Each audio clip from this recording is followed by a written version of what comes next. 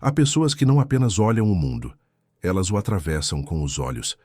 Enquanto a maioria vive protegida pela névoa da ignorância emocional, esses poucos enxergam tudo.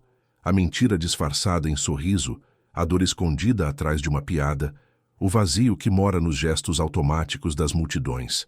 Mas o que acontece quando alguém vê demais? Quando a mente se torna tão lúcida que o próprio mundo passa a reagir contra ela?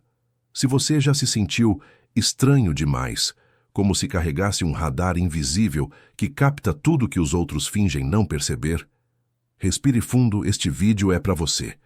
Antes de mergulhar, deixe seu like, se inscreva e compartilhe essa reflexão.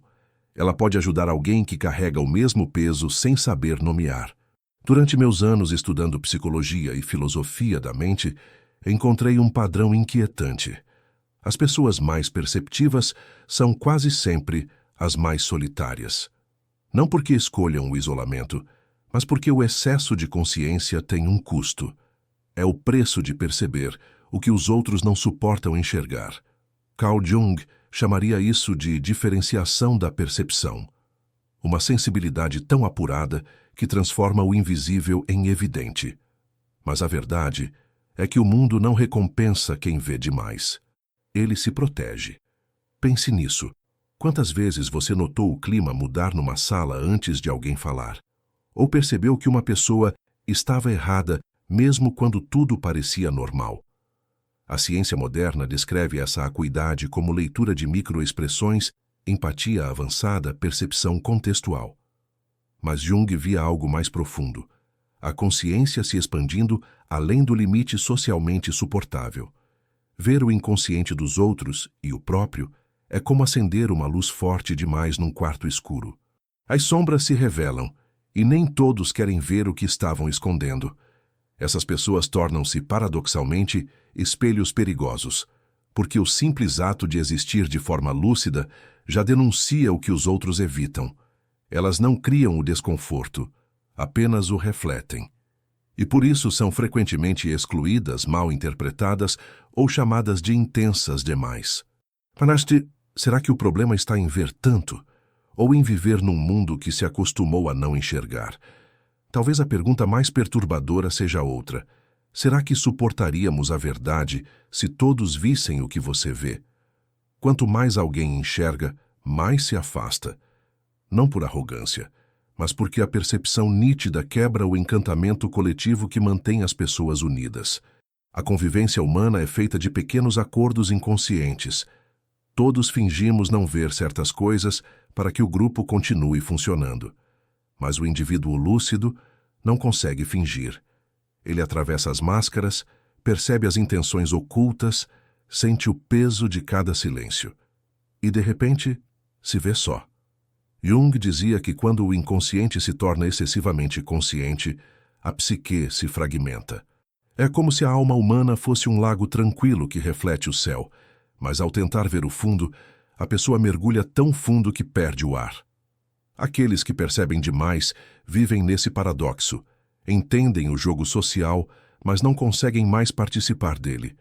A intuição afiada que poderia libertá-los se transforma em uma prisão invisível. Talvez você conheça essa sensação, de conversar com alguém e sentir o descompasso entre as palavras e a energia que sai delas. De intuir o que o outro sente, antes mesmo que ele perceba. É um dom e uma maldição, porque o mundo, na maior parte do tempo, prefere o conforto da ilusão à clareza da verdade. Pense em Sócrates, condenado por corromper os jovens, em Giordano Bruno, queimado por dizer que o universo era infinito, em Nietzsche, cuja lucidez o conduziu à loucura, em artistas, cientistas e pensadores de todos os tempos que viram demais e pagaram caro por isso. Todos desafiaram a inconsciência coletiva, e o coletivo respondeu com punição. A psicologia chama isso de projeção de sombra. Quando uma mente ou uma sociedade não suporta ver suas contradições, ela as projeta em quem as revela. O visionário vira o inimigo, o sensível vira o problemático, o observador vira o arrogante, e assim os olhos que enxergam a verdade tornam-se alvos da cegueira alheia. Você já percebeu que, às vezes, O mundo rejeita exatamente o que mais precisa ouvir? Talvez a questão não seja o quanto enxergamos, mas o que fazemos com o que vemos. Nem toda mente lúcida enxerga da mesma forma. Existem 4 modos de perceber o invisível, 4 linguagens do mesmo dom. E compreender qual delas domina em você pode ser o primeiro passo para transformar o fardo em sabedoria.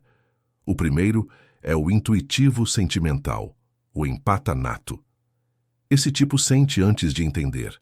Absorve as emoções alheias como se fossem suas, carrega dores que não viveu, alegrias que não lhe pertencem. É o tipo que entra em um ambiente e, sem uma palavra dita, sabe quem está triste, quem está mentindo, quem está à beira de um colapso. Mas o perigo é perder-se nas ondas emocionais do outro, confundindo compaixão com fusão.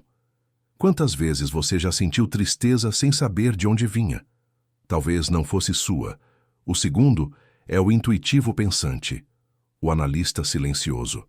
Ele enxerga padrões, conecta causas invisíveis, prevê quedas morais e desastres emocionais antes que aconteçam. Não por magia, mas por um olhar matemático sobre o inconsciente. Essas pessoas veem o script oculto das relações. Sabem quem vai trair, quem vai falhar, quem está se auto-enganando.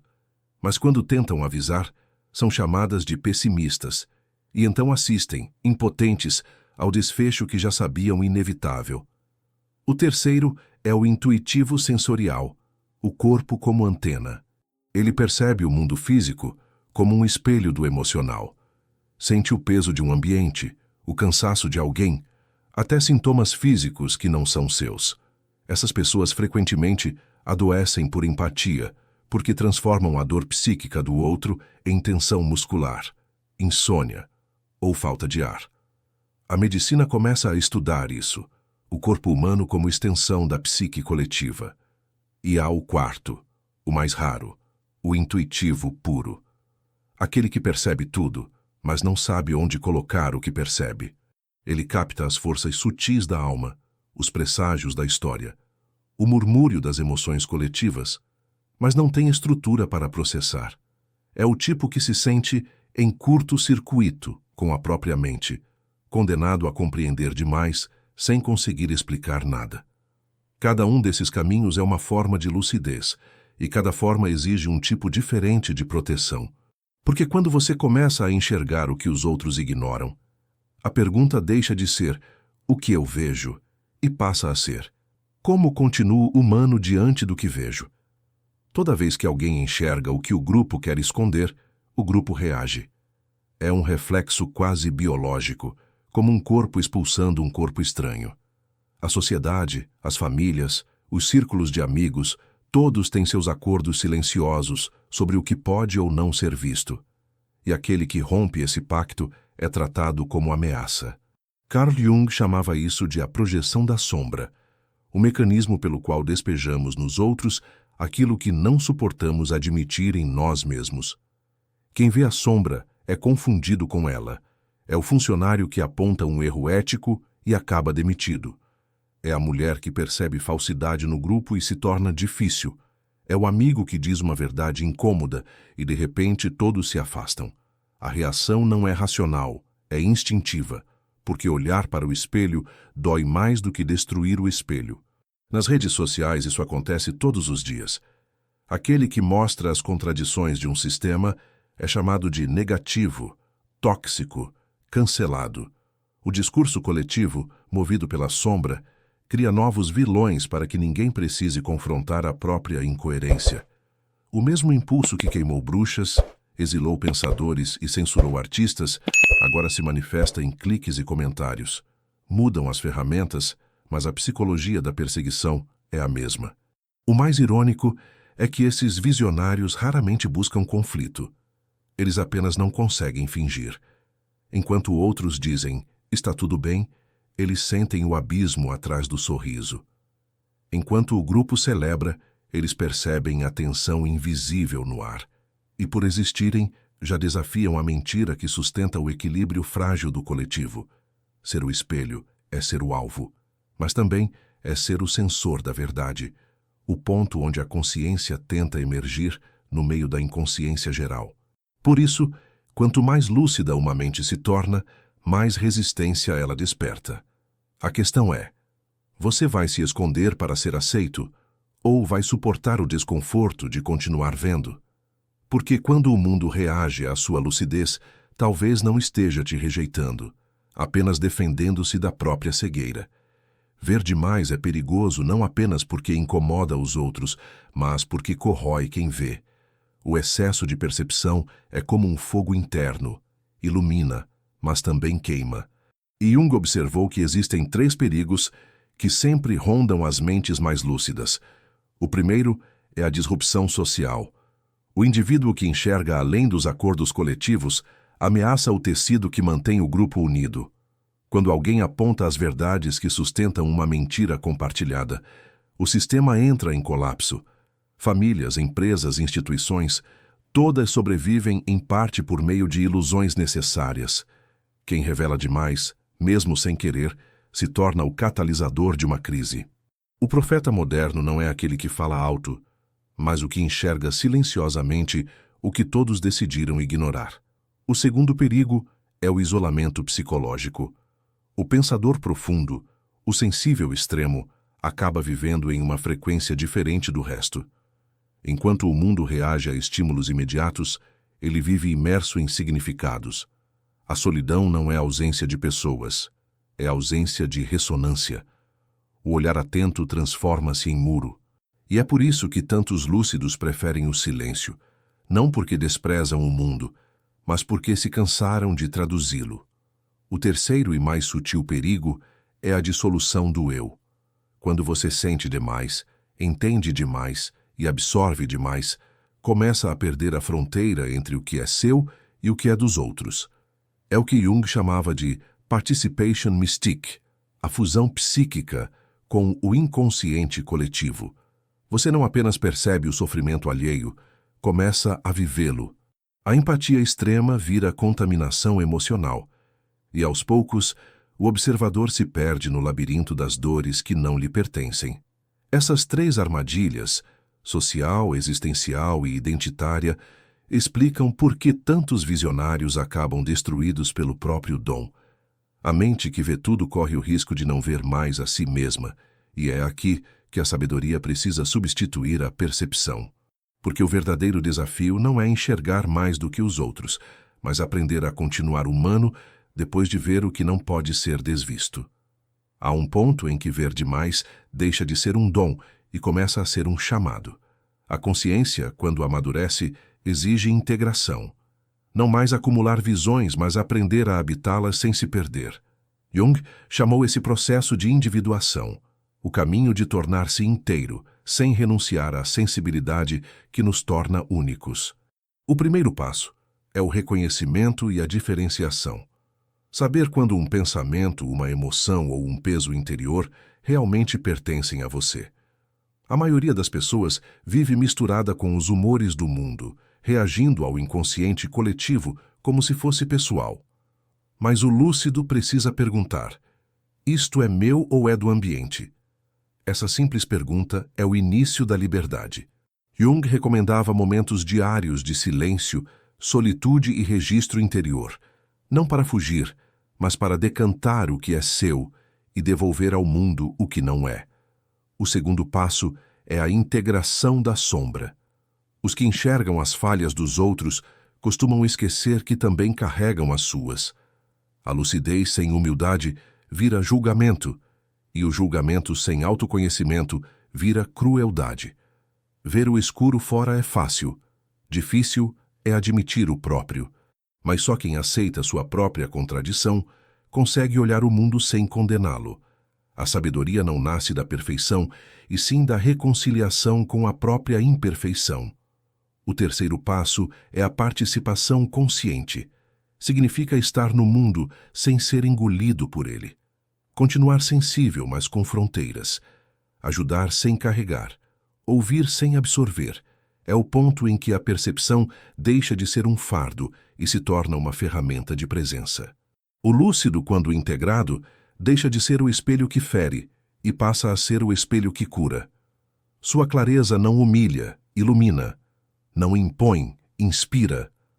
Talvez esse seja o verdadeiro propósito de enxergar demais. Não para se afastar da humanidade, mas para devolvê-la à consciência. E é aqui que surge a grande questão. Se a visão clara pode curar, por que tantos que a possuem ainda escolhem o silêncio? Há dois caminhos possíveis para quem enxerga demais, o da ruína e o da revelação. O primeiro é o de Nietzsche, um homem que viu com tanta clareza que acabou cego pela própria luz. O segundo é o de Meister Eckhart, o místico que transformou a mesma claridade em sabedoria silenciosa. Entre eles, existe a fronteira que separa o iluminado do incendiado. Nietzsche foi o profeta da lucidez sem abrigo. Desmascarou as ilusões morais, religiosas e sociais do Ocidente, mas não encontrou onde repousar depois de destruí-las. Ele viu o abismo da existência e, como advertiu, quem olha demais o abismo acaba sendo olhado por ele. Sua percepção era afiada, mas não integrada.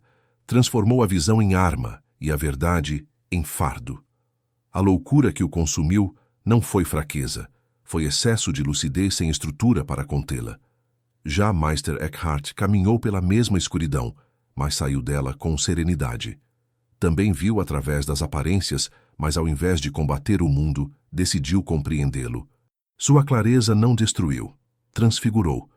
Ao falar sobre Deus e a alma dizia: "O olho com que vejo Deus é o mesmo com que Deus me vê." Essa frase resume o que Jung chamaria de integração, a fusão entre o ver e o ser, entre o saber e o aceitar. Eckhart entendeu que a consciência não precisa vencer o inconsciente, precisa dançar com ele. Essas duas vidas ensinam que a diferença entre o sábio e o insano não está no quanto enxergam, mas em como sustentam o que enxergam. Nietzsche usou o olhar como lâmina, Eckhart como lanterna. Um se incendiou, o outro iluminou. Ambos provaram que a visão profunda exige tanto coragem quanto humildade. Talvez o destino de quem vê demais não seja escolher entre a luz e as trevas, mas aprender a carregar a luz dentro das trevas, sem deixar que ela o consuma. E então surge uma pergunta que paira como um desafio. Se o preço da clareza é tão alto, o que ainda nos faz querer ver? Nem toda alma suporta a verdade. Mas algumas, raras, conseguem acolhê-la sem se romper. São os espelhos que não se estilhaçam. Jung dizia que a mente lúcida precisa encontrar os poucos que entendem, pessoas capazes de olhar sem medo, de ouvir sem se defender. Porque nenhuma consciência sobrevive sozinha. O olhar que vê tudo precisa de outro olhar que o reconheça. Existem 3 tipos de vínculos que permitem essa travessia. O primeiro é o encontro entre pares individuados, pessoas que já enfrentaram as próprias sombras e, por isso, não se assustam com as dos outros. Quando duas mentes conscientes se encontram, há uma espécie de silêncio lúcido entre elas. Não é preciso explicar nem esconder. É o reconhecimento instantâneo de quem diz: "Eu também atravessei o fogo." O segundo tipo são os buscadores, aqueles que ainda não enxergam tudo, mas desejam aprender. Estão em processo, abertos, curiosos. Com eles, o diálogo se torna caminho. Não há confronto, há crescimento mútuo. Quem começou a conhecer a si mesmo, dizia Jung, pode suportar ser conhecido por outros. Essas relações funcionam como pontes entre mundos de consciência diferentes. E há ainda os containers naturais, pessoas estáveis, maduras que não precisam entender tudo para oferecer abrigo emocional. São as presenças calmas que sustentam, sem julgar. Um amigo, um mentor, um companheiro que sabe escutar sem se afogar no que ouve. Eles não iluminam o caminho, mas seguram a lanterna enquanto você atravessa a escuridão. Com o tempo, o lúcido aprende um código silencioso: revelar pouco, observar muito e dosar a verdade conforme a maturidade do outro. Chamar isso de manipulação seria injusto. É sabedoria relacional. Nem todo olhar merece ser totalmente exposto. Alguns precisam de luz filtrada para não se cegarem. Por isso, quem vê demais aprende a falar com cuidado, não por medo, mas por compaixão. Porque entender o outro profundamente não dá direito de despí-lo, dá a responsabilidade de protegê-lo da própria exposição. E talvez seja esse o verdadeiro teste da consciência. Não o poder de revelar, mas a graça de saber quando calar. A mente que desperta percorre sempre o mesmo ciclo. Vê, sofre, integra e, por fim, serve. Mas em cada volta desse movimento há riscos e armadilhas, sutis, silenciosas, disfarçadas de virtude. Jung chamava isso de o problema da função superior, quando o dom que te diferencia começa a dominar tudo o que você é. A primeira transformação é reconhecer sem se perder. Aceitar sua percepção sem vergonha nem orgulho. Saber que ver demais não é vaidade espiritual, mas também não é um castigo. É uma função, uma tarefa da consciência. A sabedoria começa quando você para de lutar contra o dom e passa a educá-lo. A segunda é integrar sem isolar. O erro comum dos lúcidos é achar que precisam se afastar para preservar a pureza da visão. Mas a consciência não cresce no exílio. Ela amadurece no atrito. Quem se refugia demais vira espectador da própria vida.